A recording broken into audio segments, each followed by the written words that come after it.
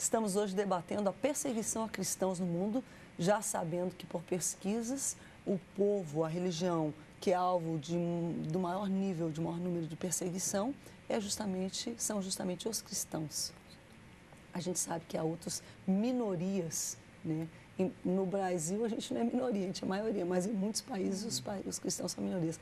Há outras minorias também atacadas, mas a minoria ou o grupo mais atacado, hoje se sabe já por pesquisas, são justamente os cristãos. Sim. Bem, a gente já viu os países top 10 e um deles, no momento, é o Níger. A gente sabe que existe aquela violência, aquela situação de, às vezes até de problema de guerra civil ou de guerra religiosa, que hoje quase as guerras civis, elas estão girando em torno da questão da intolerância religiosa, sim. Que ela é um tanto, igual a gente fala uma doença, tem uma doença aguda, que é aquela coisa que surge do nada, ou uma doença crônica. Então, existe aquele lugar que tem situação de violência crônica, continuada, ano após ano, muitos anos, e às vezes como o Níger, por exemplo, que vinha numa situação um pouco mais tranquila e eclodiu uma crise. Vamos ver então nesse bloco quando é que o missionário, quando vocês sentem e já aprenderam que é o momento efetivamente de sair. Por exemplo, como é que estava, o que era feito lá, pastor William, como era conduzido o trabalho missionário e como é que está nesse momento? É um trabalho voltado, não é um templo, é um trabalho voltado à área social, aos mandamentos de Cristo, fazendo discipulado, trabalho especificamente mais voltado para criança, adolescente e mulheres. Só na casa, elas estavam na base do missionário Xande, o ex-Paquito, ali, e era um trabalho que eles estão desde 2001 desenvolvendo ali. Só na casa dele, fora outros lugares, já eram atendido no Níger cerca de 2.000 crianças. Oh. Só na casa dele, eles atendiam eram 150 refeições, porque a maioria das pessoas por dia. E porque a maioria das pessoas, das crianças e adolescentes ali só tinham aquela comida. Entendi. Que o Níger é o menor IDH do planeta. Uhum. Então é um país realmente de completa miséria. Uhum. E eles estavam para fazer aquilo que Jesus faria, que era o bem. Uhum. Né? E discipulando através da vida. Deixa eu fazer uma pergunta, William, para ti, de repente vocês três podem, rapidinho, abrir um parênteses, que a gente não pode perder o fio da meada. Mas há muitos países hoje, inclusive, que você não pode entrar chegando, vou abrir um templo. A única forma de entrar, é compartilhando Cristo através de atos de solidariedade e vivendo para que aquela pessoa... É isso mesmo? Até a realidade do Níger. Você tem liberdade de abrir templo na capital. Fora da capital, eles têm chefes como se fossem municípios. Uhum. Alguns deles são chamados de rei pela etnia que eles são.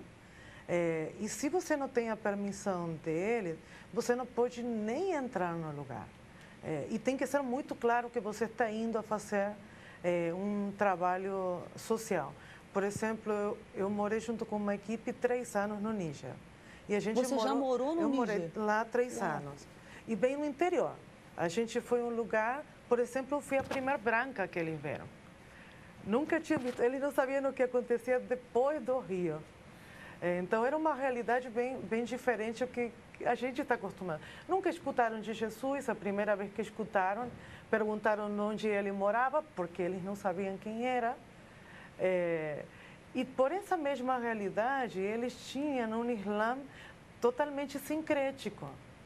Então, o animismo ainda é muito forte, eles adoram por animais, isso, se você vai encontrar do Saara para cima, o que é um Islã mais clássico, mais o estilo árabe, um pouco misturado. Mas o Islã que se fez para a raça negra é outro. Por isso que eles não têm imã, eles têm marabu. O que é um marabu? Uma mistura de um imã com um bruxo. Ele tem as duas autoridades dentro do lugar. Então, Ou seja, a clássica macumba brasileira, gente. Se você vai ver, você é ainda mais cruel. As clássicas igrejas, sejam da religião cristã que seja, que mistura coisa. Você se procura dentro de cultura onde entrou parte da África, em nossas igrejas temos coisas de macumba dentro. Ou seja, se você procura, coisa pior do que você imagina. Mas se a gente vai ver naquele lugar, a gente vivia 2 coisas. O fato de ser os primeiros brancos, automaticamente, se você é branco, você é cristão. não precisa você mostrar a carteirinha para falar que você é cristão. Se o homem não está indo fazer as 5 orações, não é muçulmano. Se você, como mulher, não tem 16 anos, casada com 4 ou 5 filhos, você não é muçulmana. Então, você já se vende de cara quando chega que você não é o normal. Ninguém pergunta para você se é ou não é cristã. E você precisa dessa permissão para entrar. E é uma coisa que eu acho que Você conseguiu? Houve muita barreira? Qual era o trabalho que você desenvolvia lá? A gente foi a fazer trabalho social.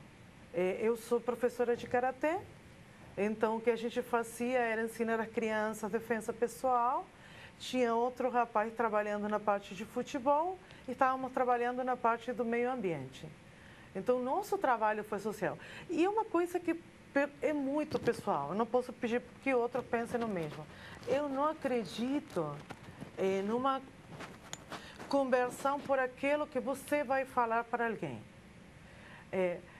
Não é que o missionário vai converter alguém, porque essa é a ideia do Islã. O Islã, você faz a oração e você se converte ao Islã. É só repetir uma frase e você é muçulmana. Entendi. Para o cristão é diferente, o Espírito Santo convence. Então, você vai trabalhar, você vai fazer, e em algum momento eles vão perguntar: por que, se eu te maltrato, se eu te cuspo, se eu jogo pedra quando você caminha? Eu percebo que você perdoa, que você releva, que você tolera. Por que você ainda continua entre a gente? Então, por que você deixou conforto? Que ele tem essa ideia. Quem vem de Ocidente tem muito dinheiro para a cabeça dele. E se você olha, tem razão. Porque lá é rico quem come uma vez por dia. Então, você tem muito dinheiro comparado a ele. Você tem mais de um sapato, você tem mais de 2 camisas. O fato, então, da pessoa estar lá, claro, em comunhão com Deus e o Espírito Santo agindo através dela, só isso já é um testemunho, só isso já gera a motivação para a presença. Quanto tempo as missionárias estavam lá, pastor William? O trabalho é desde 2001, elas chegaram no ano passado. Entendi. Para auxiliar esse trabalho. Só para corroborar naquilo que ela disse, desse sincretismo, por exemplo, houve uma conversão de um adolescente em que ele foi privado, então, de sair de casa até que chegassem os bruxos e começasse a fazer magias, matar animais sobre ele, para que ele, então, deixasse o cristianismo. Ele até que houve um momento que ele conseguiu fugir e ele foi até adotado pelos missionários que lá estão. Entendi. Para ver, a questão realmente é bem complicada. Como estão os missionários agora? Hoje eles estão num local, estão ainda no Níger. O que aconteceu? Alguma coisa da base foi afetada? Totalmente destruída. Elas só saíram, todos os 7 missionários brasileiros, que os outros já moram lá mesmo, os 7 missionários brasileiros com a roupa do corpo. Entendi. 3 minutos antes de chegarem lá, eles viram e Deus deu a direção, saíram 3 minutos antes. Foram eles entrar numa van que eles tinham lá e saindo pela rua, guiado realmente por Deus, os inimigos não conseguiram enxergar, uma van completamente adesivada. Eles passaram no meio de multidão e eles, com picareta, com pau, com pedra, começaram a atacar fogo, quebrar tudo. Destruíram completamente o local. Um local que era... Tanto é que eles retornaram, o líder em si, o missionário Xandi, ele retornou ao local e, ao retornar, as pessoas que estavam ali foram pedir perdão a ele. Ele: me perdoa, a gente não tem nada a ver com isso, perdoa a gente deixa não tem a nada a gente, ver em com outras isso. palavras. Exatamente. Não nos abandone. É isso aí, porque ele era a alternativa daquela, daquela Mas outro população grupo. Nós temos o depoimento de uma missionária, eu creio, que retornou do Níger. Isso, vamos assistir. Boa noite a todos, a paz do Senhor. Eu me chamo Anibele, sou casada com o missionário Jefferson, tenho um filho de 3 anos chamado Samuel e nós moramos aqui no Níger. Já faz 6 anos ao total que nós estamos aqui.